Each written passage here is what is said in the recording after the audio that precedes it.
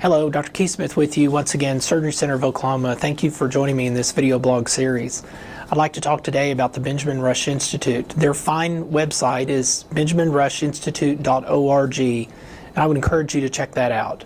You can make donations there, and here is an envelope that is going to them from me today with my $500 check that I plan on sending them. There are a lot of people that believe that young students and young people in general, they just don't get it. That young medical students don't understand private practice, that they don't understand applying free market principles in their medical practice. The Benjamin Rush Institute is an important tool in making sure that the young medical students do understand that, and every member that I have met so far does.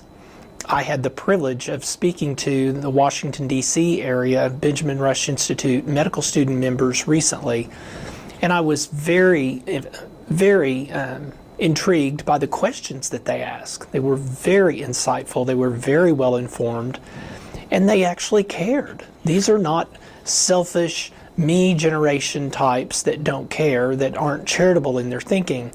They interrogated me and made me make the case about how do free markets help the poor.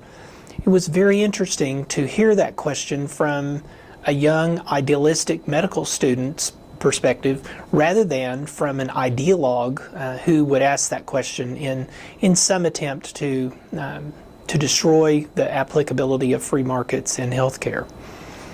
I would encourage you to support this institution. It is, after all, named after a brave and courageous physician who really was the only one that was willing to call George Washington out in the founding days on his inadequacies and his temptation to use power in a tyrannical way. He paid for this for the rest of his life. He was a very courageous man, and he was right, I think, in calling Washington out, but he suffered for that for the rest of his life.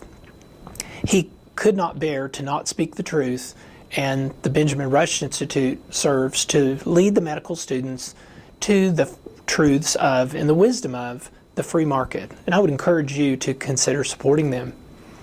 Thank you for joining me. We'll see you next time.